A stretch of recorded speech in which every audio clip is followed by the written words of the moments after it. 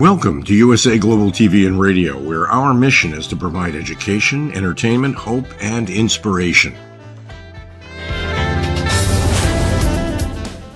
USA Global TV and Radio connects you with experts and audiences all around the world every single day to help you succeed in business and to live a richer life.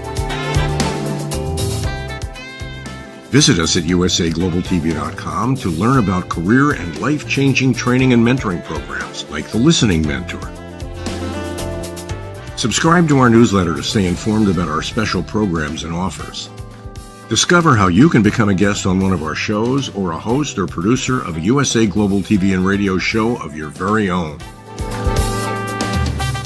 That's USA Global TV and Radio, where the doctor is always in.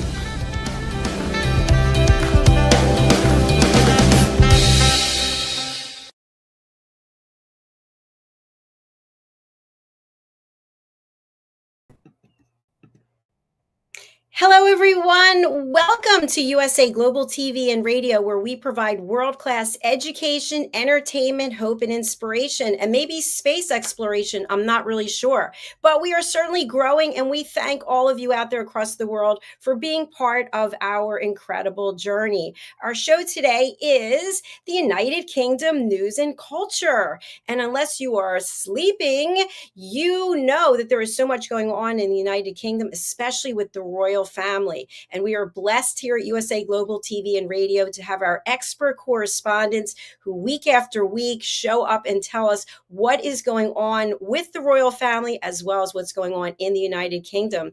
Joining me in this incredible journey is my dear friend and the star of our show, Diann Floyd Boehm. She's an international award-winning author. She has graced many stages, wore many tiaras and hair jewelry. We're going to find out what she's been up to. Hello, Diann. Welcome. Thank you, Dr. JACALYN. It's lovely to see you. Nice to see you. You're there in the Story Garden. Tell us a little bit about that. The Story Garden is where I invite authors, children's authors to be specific, to come in and share their story. And it's a safe place for parents to know when they go to the Story Garden, they're going to have quality stories and a fun time for the kids.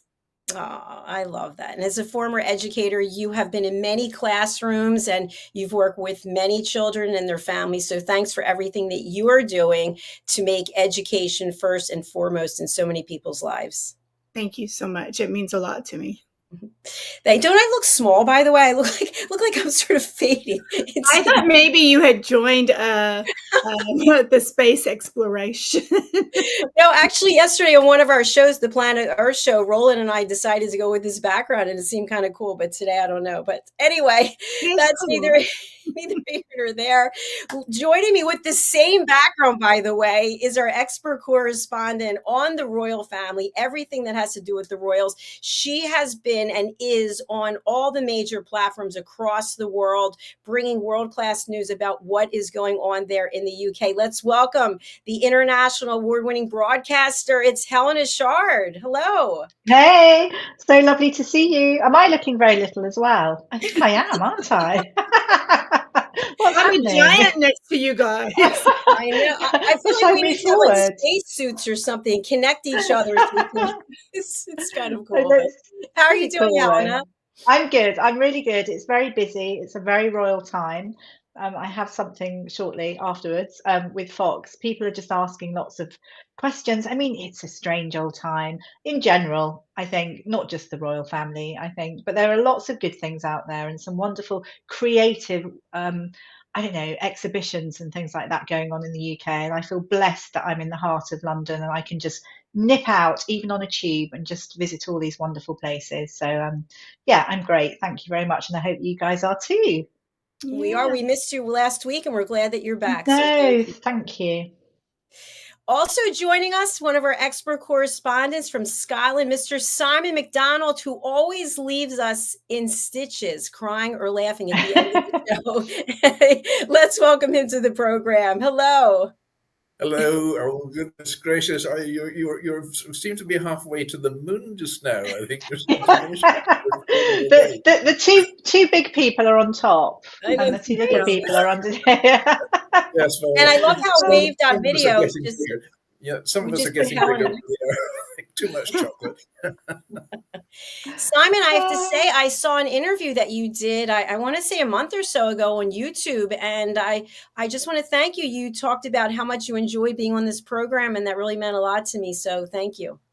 Means a lot to me as well. I absolutely love this time of the week. Oh. 4 o'clock, Wednesday afternoon. Oh, it's just fantastic. It really is.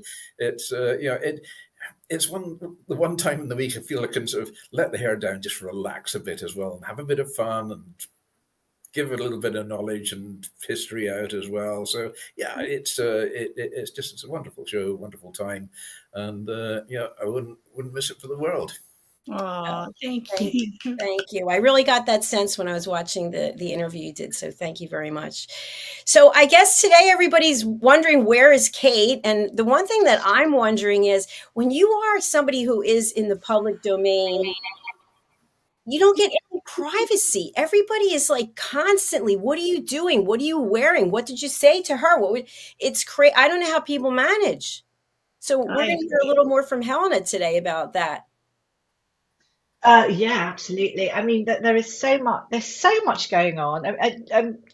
Do we speak about that to begin with? I think, with Kate, what's happened is we're in this world and we want to know more. So the royal family has always been this sort of kind of mystical. It's been wonderful and is wonderful, but now it's the sort of modernizing of the royal family, and more information is being given. Not huge amounts, but enough really for us, we folk, to sort of listen to and think, okay, and move on. But everyone, once they've got a bit of information, the speculation starts and they want to know more. Everyone wants more. Everyone's knocking at the door, and social media is going mad, asking various questions, and actually it's got to a point it's invasive. And I do think, okay, the royal family is the royal family. Yes, they do work for us and they do a good job, but hey, everyone is entitled to a little bit of privacy.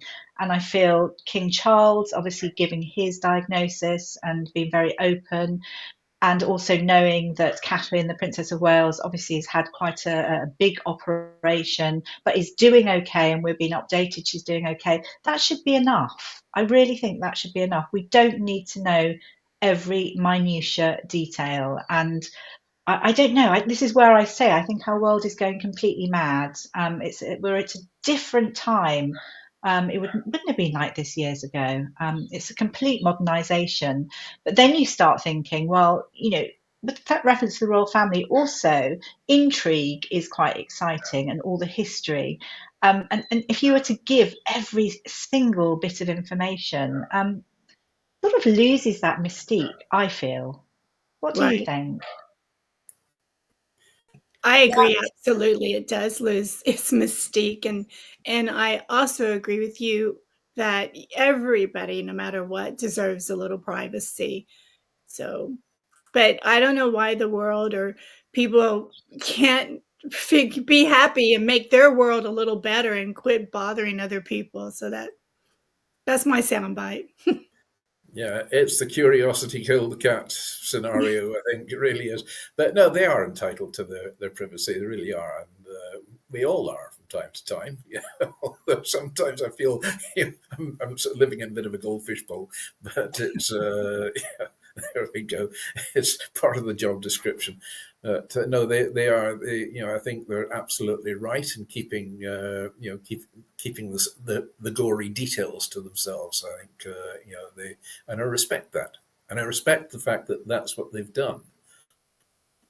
Absolutely. And I feel like we have more information about the royal family now than we've ever had in the past, and yet it's not enough. It's like, here's more information. Oh, I need more, I need more, I need more. So it's got to stop at some point.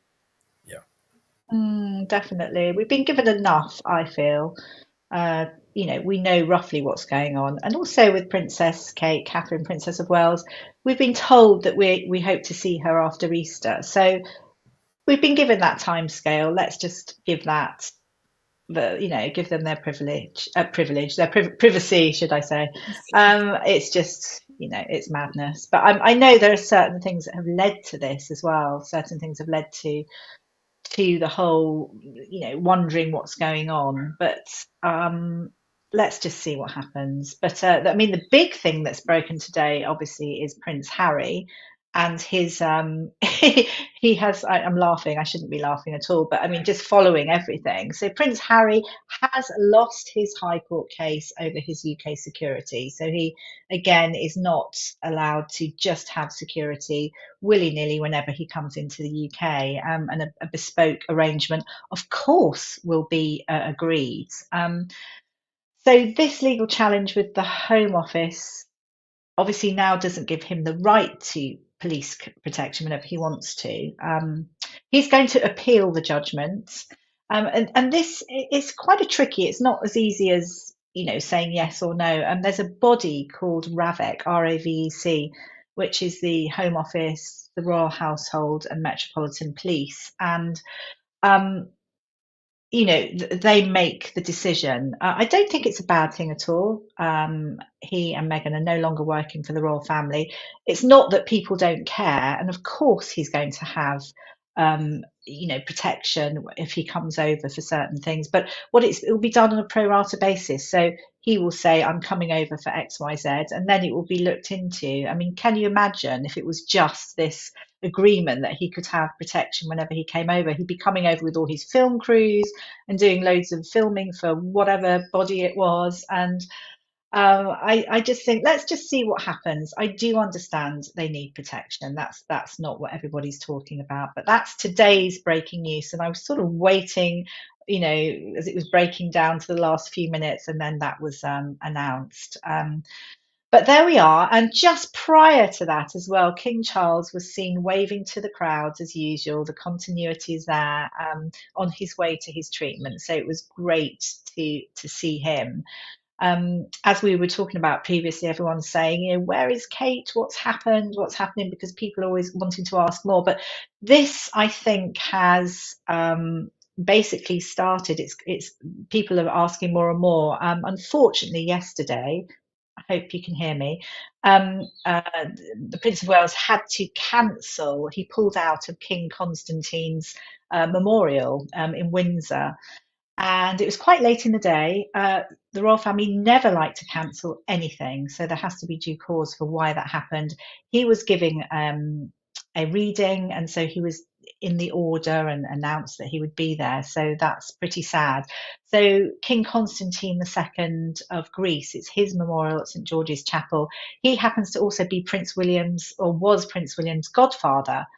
So he really did want to make it. And of course, the announcement came that Prince William wasn't going to attend for a personal reason. And you see that personal reason, obviously everyone was like, oh, what's going on? Is it, what's happening? Is it King Charles? Is it Catherine, Princess of Wales, who's ill? What's happening?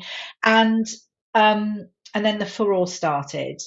We were updated by the palace that King Charles is fine. and Catherine, Princess of Wales, is doing well. So we will take it that that's fine, but we don't know what that personal reason was. Unfortunately, as well, during that, the optics were not so great, and the optics are so important in this day and age. And of course, Prince Andrew was seen leading the royal clan into to where the memorial was taking place, which was not such a good look. Queen Camilla again was there instead of King Charles, and a lot of the royals were there. So it was, it was a good attendance, but it's left this uneasy feeling. And we did find out later in the day as well that Prince William's god sister, and that's Lady Gabriella Kingston, they're very, very, very good friends. They're the same age. They were sort of brought up together from a young age. Her husband, unfortunately, Tom Kingston, pronounced dead. Very unusual. No one knows what's happened. It's quite a shock. And he was a much loved member of the family. They're not working members of the royal family, but nevertheless, much loved members. And the irony as well is they've not been married for so long, and they were married in the same place that this memorial was happening. So it's sort of a very strange set of reasons, but I'm sure things will come out, and we shouldn't worry. These things happen, and I think again we're knowing more and more about the royal family now, and they're not allowed any slack. And I think a little while ago we wouldn't have known things. It would have been because this was actually a private ceremony. We wouldn't have known necessarily that Prince William was having to pull out, but now every bit of detail is out there. I don't know if it's a good thing. I really don't. I just do. I love. We have to modernize. I get it, and we have to also have younger people also enjoying the royals, but I just it's a tricky one. It's a fine balance, and again, we're sort of at the beginning of something new, and hopefully it will just appease and things will work out. So there we are with that. It's a very royal time. I also would like to. I'm going to move away from the royals for a little bit, and the V&A. Now, the V&A, the Victoria and Albert Museum, is a home to creativity. It's a wonderful place. And they're always looking at new little exhibitions, and their exhibitions are amazing. Again, I feel so blessed to be in the heart of London, be able to travel to all these wonderful places.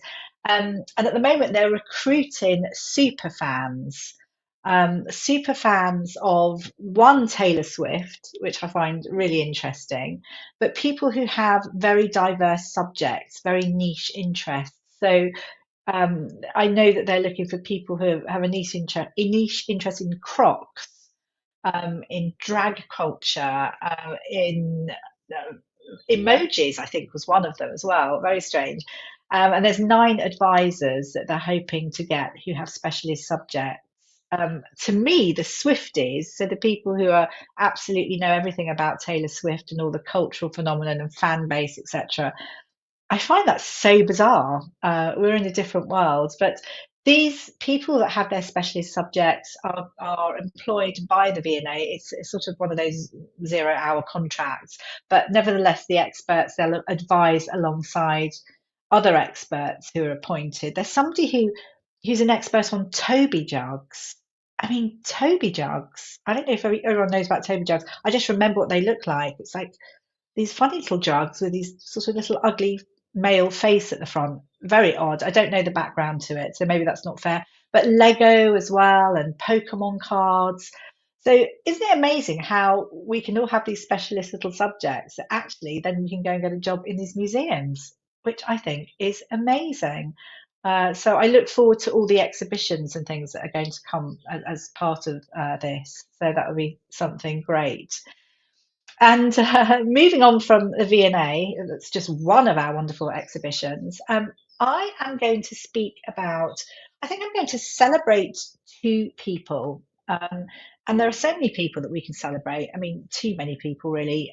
But, we have to continue celebrating people. And I know Dr. JACALYN has her fabulous platform that enables people to speak their truth and celebrate people, and people can tell their stories, which is fabulous. But I'm going to talk about the lovely artist, Sir Frank Bowling.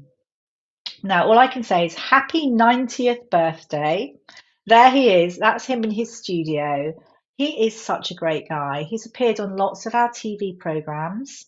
He helping with creating wonderful works of art. Now he sort of is an impressionist artist. He does some amazing pictures. I mean, he's one of the greatest living artists today, I'd say, in the um, and oh gosh, I've got something in my background. I don't know if everyone else can hear this music. If they can't, if we can, no? Okay. How weird. Um, I don't know what to say. I would like to continue talking about him, but it's the beginning of your music, Jacqueline, that's coming into my ears, which is very odd. How could that happen? Anyway, let me see if I can override this. So, he is still trying to paint one of the best pictures in the world, and he's 90 years old. So his enthusiasm absolutely shines through, which is great. He's in his studio painting on his birthday. He also is in his studio at Christmas. And he came to London from Ghana when he was 19. He went to the Royal School of Art and with the likes of Hockney and people like that, the music's come now, so now I feel more relaxed. But he's done some wonderful, wonderful pieces of art. I mean, I would love to show all of them, but obviously we can't do today. But there's one piece of art that maybe we can show just to give an idea. It's called Ghana Dreams that he painted in 1989. I don't know if we've got that, but the biggest thing as well about that's very exciting about he's backing a new initiative. There we are, go. He uses that's just one of his fun paintings. They're huge as well, so they're like big wall size. If I had a person there, you'd see how big it is. But he uses different mediums to create whatever he feels, and that's obviously from his home from years ago. But this new initiative that he supported is to support. He's bringing out a new line of pictures. Isn't it great at 90 to be bringing out new works? I just think hats off.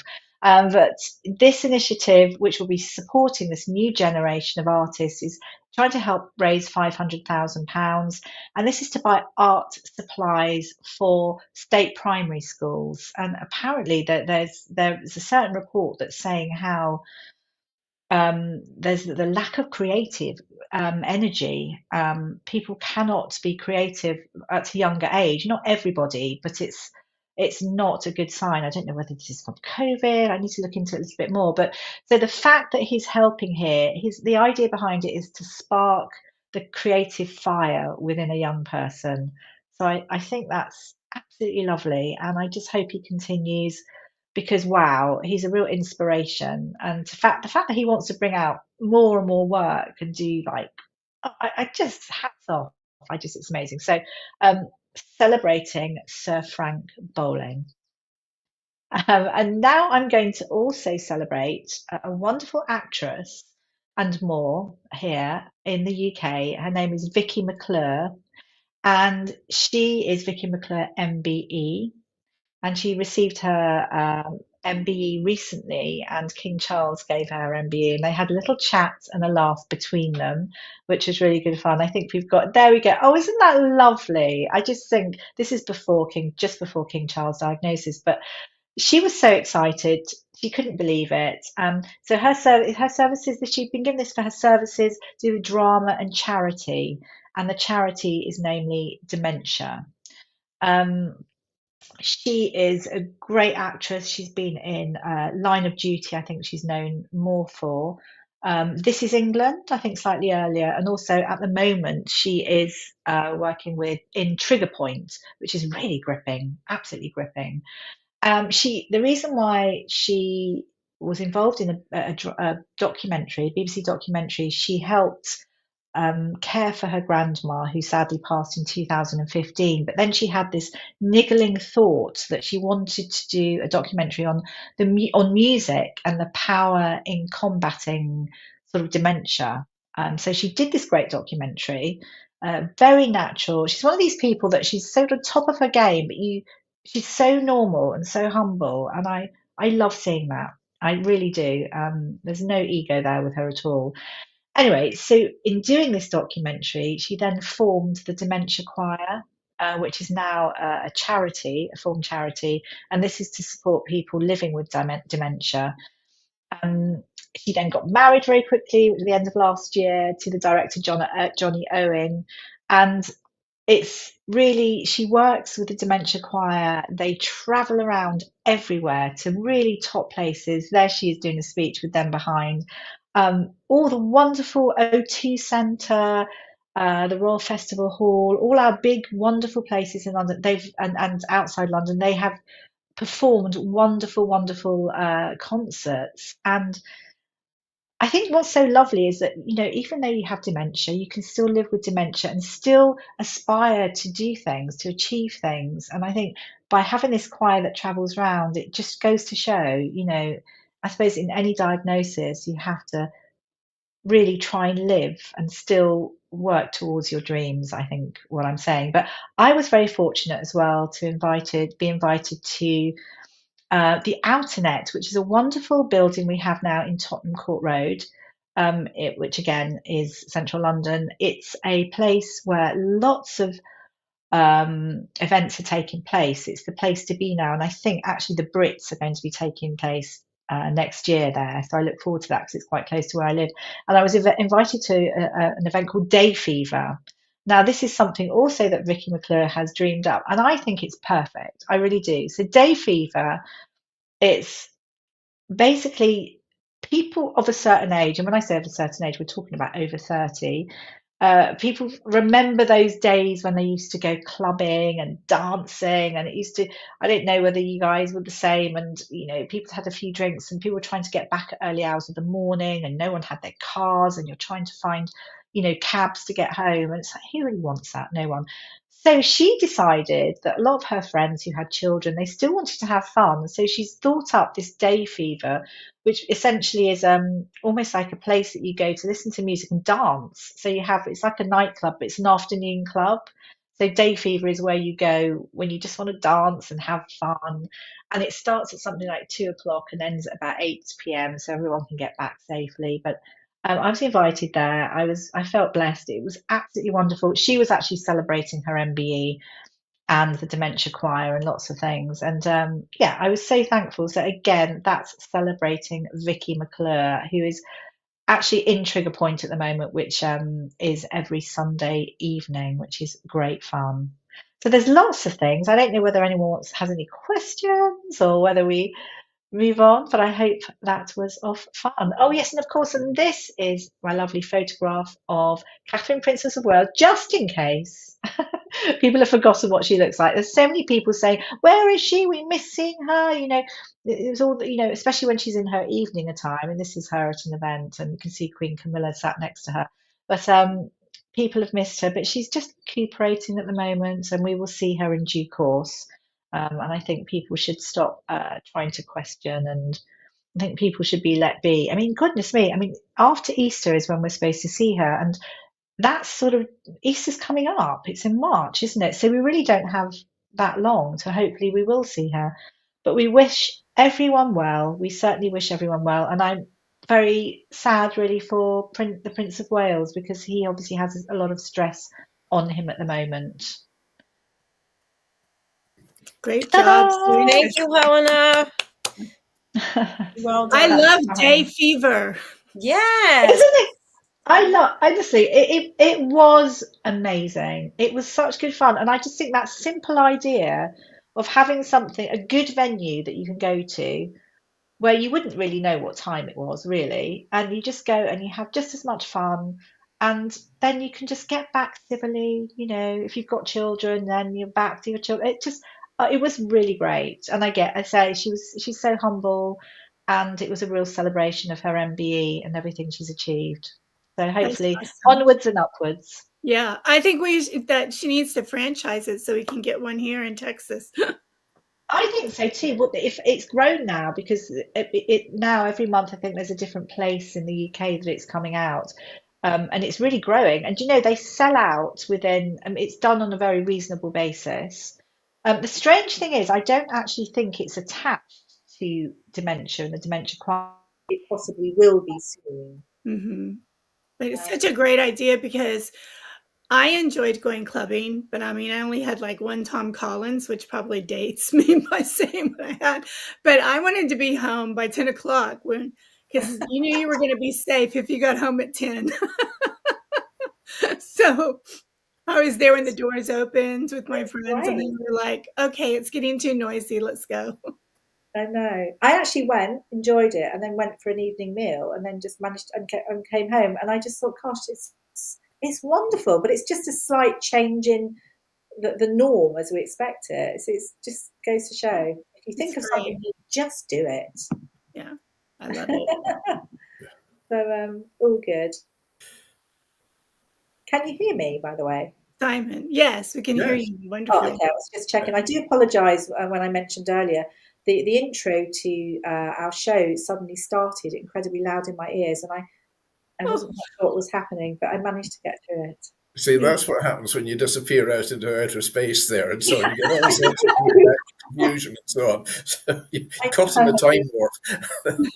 Oh, that's so good. We seem to have lost JACALYN, I feel, but I've got to leave shortly because I'm doing a piece for Fox, which I need to get in on at a timely manner, and I'm cutting it fine at the moment. But this is actually not a filming piece; it's a piece for the newspaper. So fantastic. Hopefully, I can get that in. Obviously, it's a royal piece, as always. Well, thank you for sharing everything, and I wish the best for Prince William. And no one needs to know anything else, but it's a personal thing. Yeah, I just think so as well. I think we all need to chill out. I think we all need to just concentrate on our own lives, hey, and finding joy. Absolutely. Absolutely. I've got the joy, Diann, in my heart. Yeah. You're a good singer. Come on, Diann. Wouldn't it be amazing if all the armies in the world just stopped and started singing I Got the Joy? I would love it. I would love it. I would too. They get some very strange looks. Very strange looks. We've got a new secret weapon here, I think, somewhere down the line. I have to say as well, talking about if all the armies would sing that as well, because I know that Prince William has been under fire because he spoke about, the war. This is Israel-Gaza war, but it was a very humanitarian. He gave this talk, and it was humanitarian. For me, it wasn't too political, and he's been under fire about that because they're saying, that it's a bit dangerous. Possibly it's uncharted waters, but it's like the royal family in the modern world. Everything's uncharted waters at the moment. But the media sort of, they interpret things to suit their agenda, as we know, and I just think it shows the monarchy's willingness to be more involved and to modernise. And I think all that Prince William was saying was, hey, there's been so much loss of life. Come on. And it was a little bit of a shove in that way. But it was a very concise, the wording was concise. Obviously, it had been run through a few people, and I think it would have been run through King Charles as well. So I think let's give Prince William a break. He's had a fair amount of pressure and loss in his life, and I think let's just take a step back. I think he's doing a good job, and that's what I feel. Yeah, I mean, it was a great humanitarian thing he did there. I think he did the right thing. I really don't. I don't see why he should be criticised over that. He didn't politicise it, but he humanised it, which I think he did. Right to do it. Yeah, and I remember saying as well, I can't. There's always a knock-on effect. If you're not going to say anything, it's sort of slightly wrong, isn't it, in a way? We're struggling all over the place, cost of living and various things, but a lot of it is down to war as well. And you've got to be able to connect everything. So to be able to say small things, especially which is from the heart and good.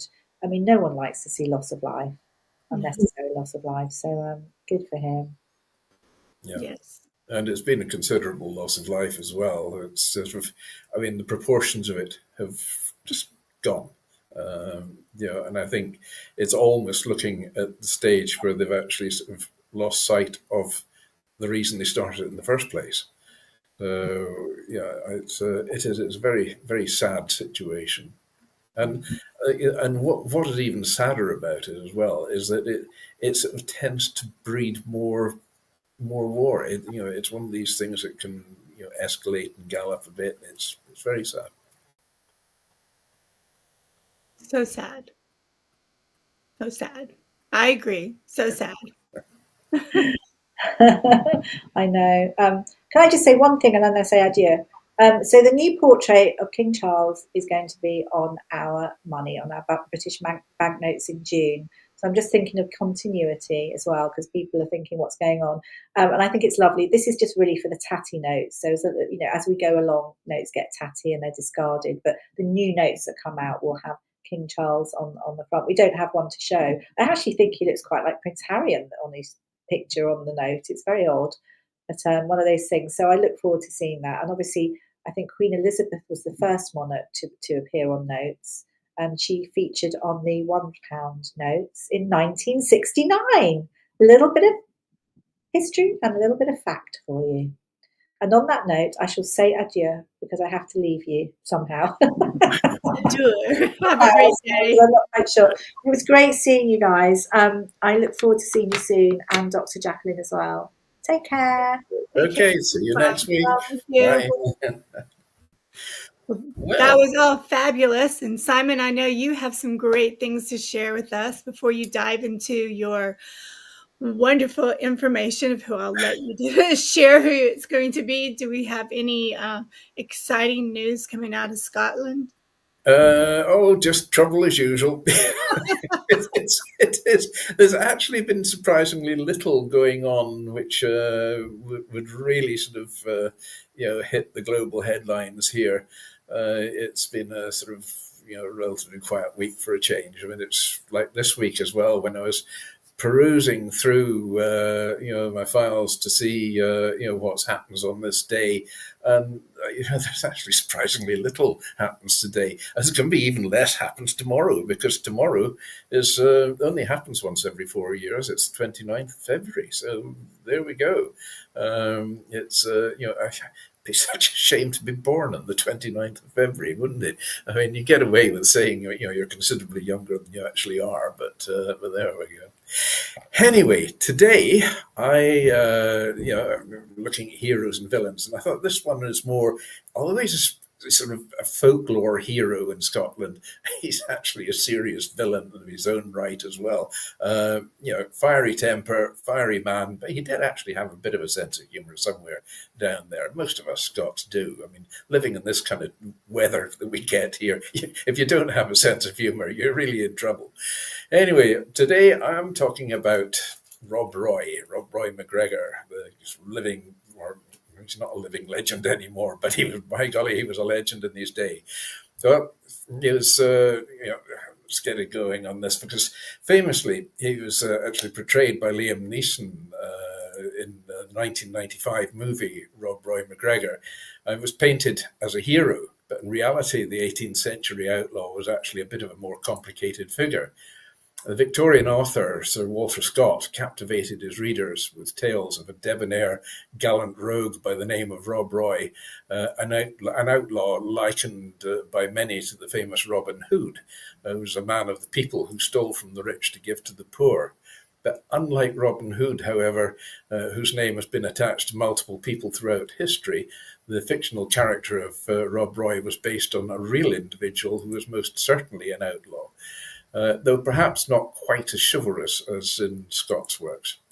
The real Rob Roy MacGregor was a freebooter who frequently engaged in cattle stealing and blackmail, and even running a protection racket in which he'd charge farmers 5% of their annual earnings to stop men like himself from stealing their cattle. Certainly a far cry from the sort of noble thievery in which he came to be associated.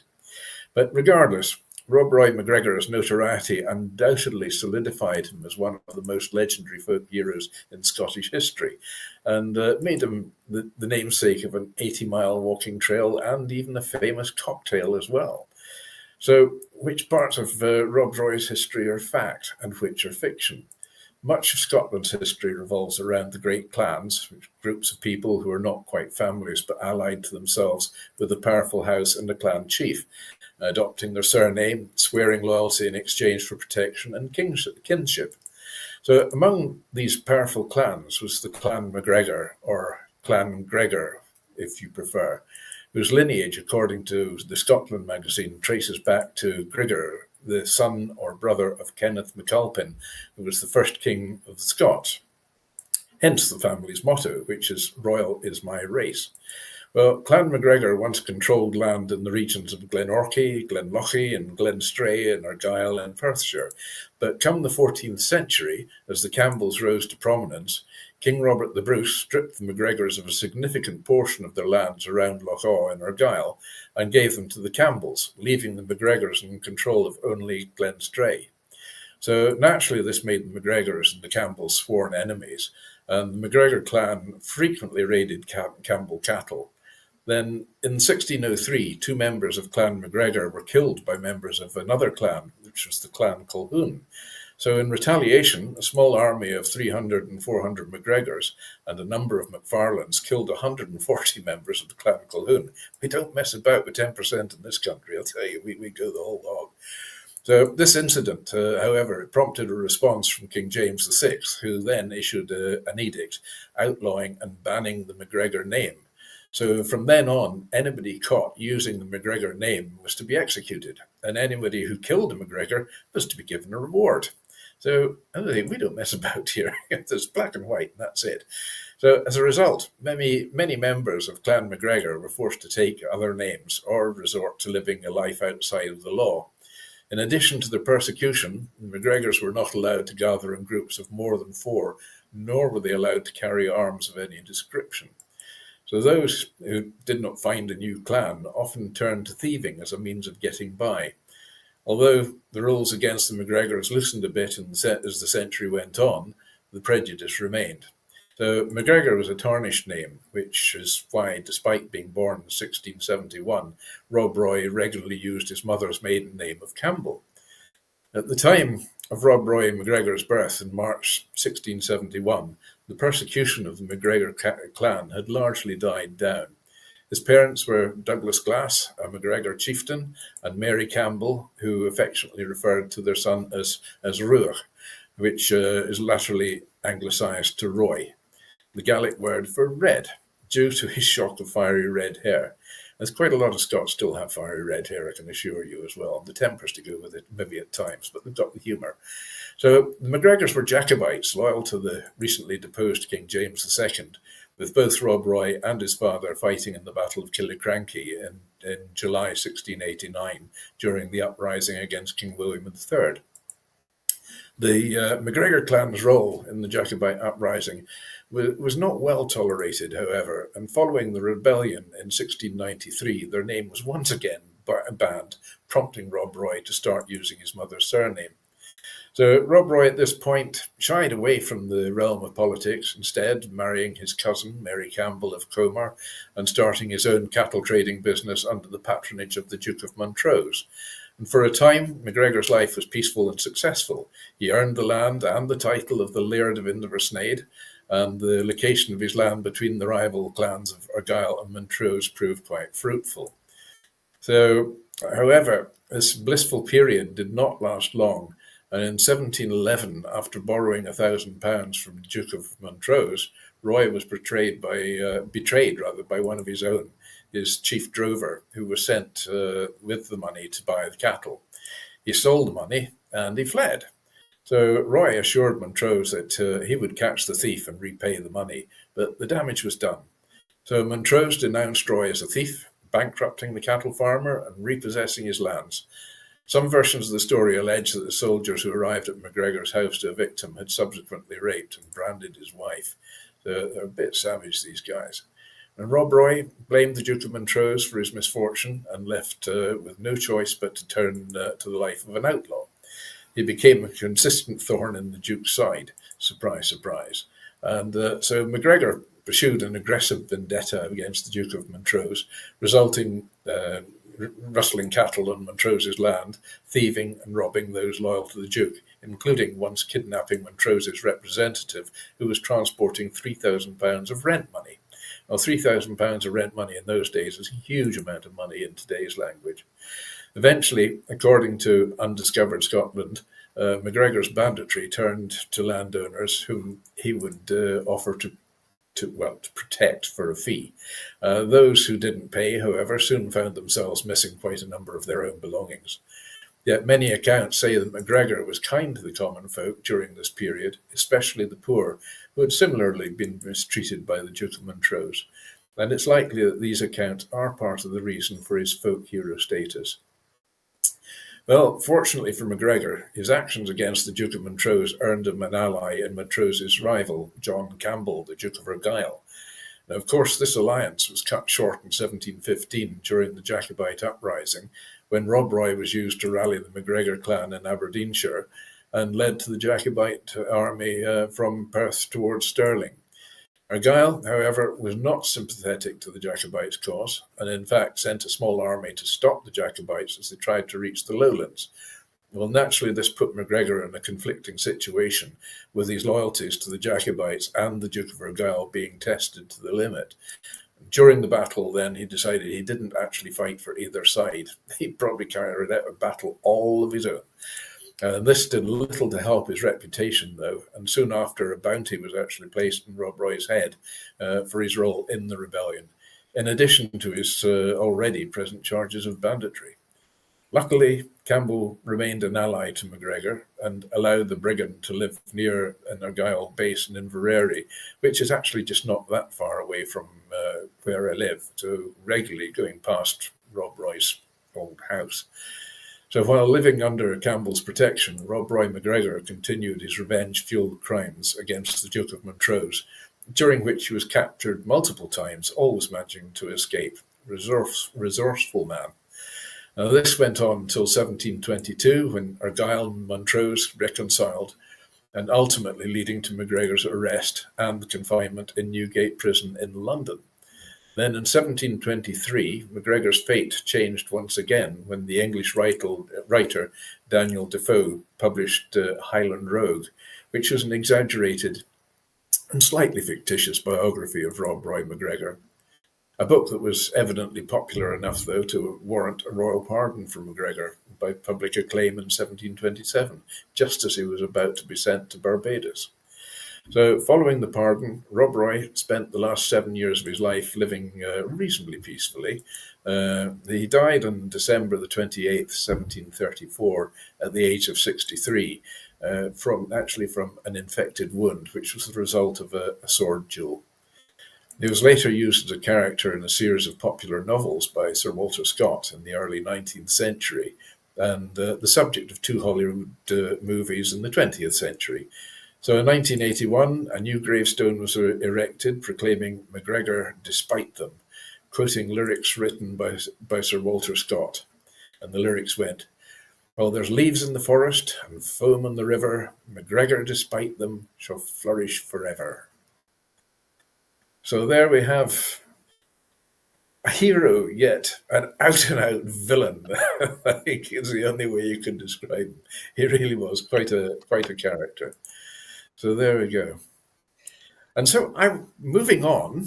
I mentioned earlier about On This Day, and I was actually finding it quite difficult to find important things that were going on. But on this day in 1849, the first boatload of gold brush prospectors arrived in San Francisco from the East Coast, starting the Californian gold rush. Birthdays. The other one I could find of significance in 1906, and here we have another probable villain, Bugsy Siegel, the American gangster who created casinos in Las Vegas. He was born in Brooklyn in New York this day in 1906. For deaths, well, not many people popped off today. It was the one that I do have is Alfonso XIII, who was King of Spain, who died of a heart attack in 1931, aged 54. And if you've been listening to this, it probably popped off today as well. So. Thank you, Simon. I'm wondering from what you said earlier, if you're born on leap year, when do you get to celebrate your birthday? Before and after? Is it anytime you like, I suppose? Yeah, 28th and the 1st. I don't know. Yeah. I mean, you just sort of think of it. Suddenly you're 80 years old, and in actual reality, I suppose you're only 20. Well, your 20th birthday, in reality, you're actually 80. So you take your pick. Well, thank you. And happy birthday to everybody out there who is celebrating today or tomorrow. Tomorrow is the actual leap year. Diann, what do you have going on? What's coming up for you? Let's see. I'll be visiting a school, and what else? Just editing. That's where I'm at. So when you're visiting the school, you're just walking through the halls and going, hello, or do you do something else, or you're there? The principal has invited me to come to their school and see what I can do to read to the kids and so forth. So that's exciting. Congratulations. Thank you. That's fantastic. Yeah. Simon, what are you up to? I'm sort of up to their work at the moment. I've got so many projects on the go just now as well. And having to go through some heavy editing in the next book as well. Editing. Oh, the writing's great fun, but when it comes down to the editing, you think, but there we go. It's all part of the learning curve, and it's still a very big learning curve for me. But apart from that, work-wise, I've got a lot of projects on the go just now, and looking at new ones. We've got something about to start, hopefully in Switzerland. I've been involved with Luani in and Vision Africa development. So very much looking at the Kenyan world just now for a big project out there, and so it goes on and so on. So juggling all these things up in the air at one time keeps me busy. It's supposed to keep me young. Circus performer as well. Yeah. Well, good. I'm happy for both of you, and I really appreciate you taking the time to be here week after week. So thank you very much for that. I love it. Oh, absolutely do. I mean, this is, as I said earlier on the show today, Wednesday, 4:00 is such a special time for me. I just really enjoy this show. It's great fun. So you're winding down your day, which means it'll be 5:00 soon, so you can enjoy something. And we're just starting our day. That's right. I can enjoy something that's a little bit amber in color, and you might be enjoying already, Diann. We don't know. We can't. No, not yet. Come on, hurry up. Let's get wait till the clock times 5 for sure. But the thing is, I mean, because I've got so many projects on so many parts of the world, now I'm coming into American time. So my emails and my phone calls and so on go on till the wee small hours quite often. I do like to try and get to bed by about 10:00 and switch the phone off, but it doesn't always work out that way. Oh, I see. And I want to thank you for telling us about Rob Roy. That was just so fascinating. And especially since I live in the neighborhood called Rob Roy, because but I had no idea that he was a villain. I always thought he was this giant hero. Oh, no. My son, Paul, has actually got Rob Roy's sword. It was the sword which he fought his last duel in. Wow. There it is there. Wow. So it's quite an elderly piece of kit, that, yeah. Wow. Guess you can't get his DNA off of that, can you? Diann. I think Diann's going into detective work now. I love it. But we have to say au revoir, adios for now, because our next show is coming up with Ann Scotland, Global Social Entrepreneurs, and she's a special announcement to make. And that will be followed by the Royally Rich Lifestyle Show and a special episode of Talking Heads with Mr. Red O'Loughlin. And we'll be talking about STEM, STEM, but not the STEM that you'll be thinking of probably. So we look forward to seeing you back here next week. Also, we will be on Roku, which I think should be in 2 days. The channel is published and it's going through the copyright system, whatever they have to do. And then we'll move on to Amazon Fire. So that's what I'm busy doing. Then Apple TV and then Samsung. Excuse me. So you know where to find me. In the meantime, we're going to say goodbye for now. Please do stay tuned for the rest of our shows. We'll see y'all later. Bye. Bye, everybody. Bye.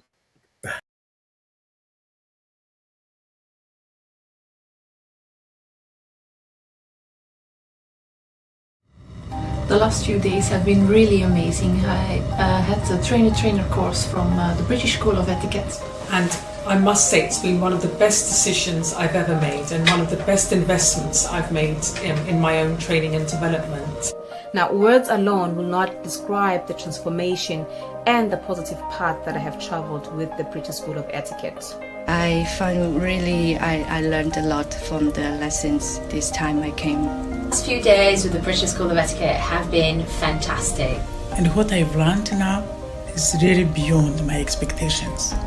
This is the most rewarding experience and the best investment I have made this year.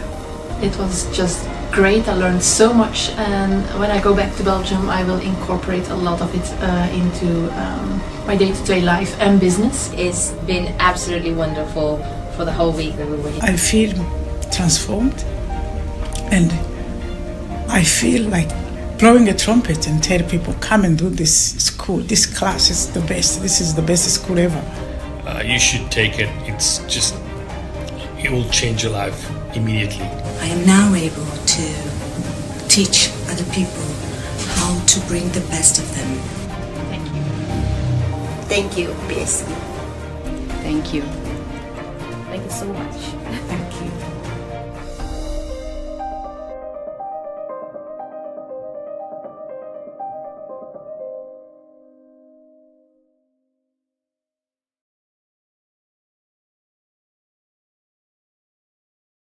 Fostering better personal and professional relationships. Module 8, Mastery in Dining Etiquette.